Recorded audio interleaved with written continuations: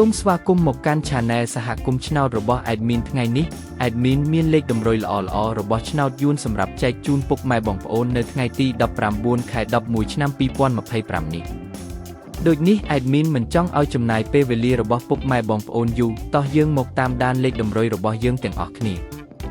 សម្រាប់លេខតម្រុយ2លេខមានលេខ78លេខ49សម្រាប់លេខតម្រុយអូស2លេខមានលេខតម្រុយទី1រអូស70និងលេខតម្រុយចុងក្រោយអូស40សម្រាប់លេខតម្រុយ3លេខមាន451គុណនិង561គុណសម្រាប់លេខតម្រុយថ្ងៃនេះ Admin សូមជូនពរឲ្យពុកម៉ែបងប្អូនជួបតែសំណាងល្អទាំងអស់គ្នាហេងមានលាភមានជ័យ